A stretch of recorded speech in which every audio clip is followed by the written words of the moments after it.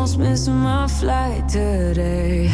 I look good even though I feel shitty. I just got back out this way. You already got plans for the city. Call them off, cause you call them off for me. You're always going on and on. Got it all, ask me why I'll never leave. I don't go out much, but you should come through tonight. I'm chillin' on the west side, boo. Call my homegirl, tell your best friend he could slide too. On the low, remote location. I don't want them see me getting faded. You should come through tonight. I only kick it with a tight crew. They won't tell, cause they tryna live their best life too. On the low, on my own, I'll be waiting. Hit me on my phone, I'll be waiting.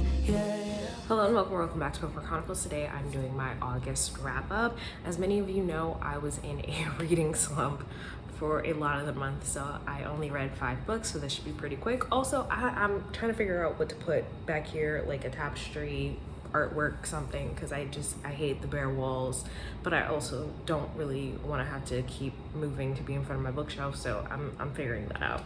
First book that I read in August was Go Deep by Rosie Adams. This is my first book by this author and it was highly recommended. It's available on Kindle Unlimited. I didn't love this one though. I ended up rating it 3.5 stars. It is a friends to lovers story, which is not something that I like. I thought perhaps this one would change my mind, but it did not.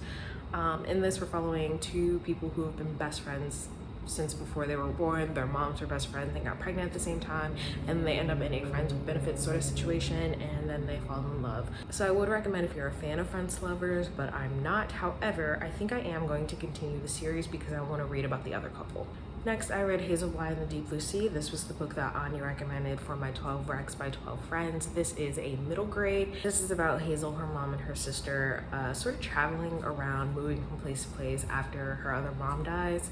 And I think this book did a really good job exploring grief and what that can look like for children and adults and how everyone just processes it differently. The only dislike that I had was Hazel for a lot of the book. I understand that she was grieving, however, she was ridiculously mean to a lot of people that were just trying to help her, and it irritated me. And then at the end, she did something stupid. I get it, she's a kid, but she didn't have to treat Lemon that way, so I ended up rating this 4.5. But the conversation around grief in this one was very well done. There's also a non-binary character, and the representation there felt good. I've heard it's good from other people. I can't speak on behalf of that community, but I definitely really enjoyed this one. Then I read Ensnared by Tiffany Roberts. This is the first book in the Spider's Mate trilogy. This is an alien romance, my first time reading alien romance. It was interesting. The beginning was boring, but I think after the story got going and things were actually happening, I started to enjoy it. So my rating will probably be between a 3.5 and a 3.75, and I am going to continue the story. I have started the second book so far, and I'm interested to see where some of the plot points are going, but not too bad for my first alien romance, I think. Then I read Sweet Hand. This is the first book in the Island Bites series, I think. I really enjoyed this one. I rated it 4.5 stars. In this, we are following Charisse, who is a baker, and what's the guy's name? I don't remember the guy's name, but he's a music producer. This is enemies to lovers. Even though I hated the love interest at the beginning, he ended up growing on me. I will definitely be continuing this series, and I think I will be doing my annual month of romance sometime soon. I don't know why it always ends up being in November, but I think I'm gonna do that again soon. And the last book that I read was Queen Takes Rose. This is the final book in the Wicked Villain series by Katie Robert. It took me a really long time to get to this one because I disliked the Sea Witch so much, and honestly, the entire time that I was reading this one, I just did not care. I like Aurora as a character, but I was over it. I was over it. I didn't care about the conflict. I didn't care about Malone. I don't know. I think I'm just glad that that series is over. As far as I'm concerned, that story ends with the Beast, and that's it.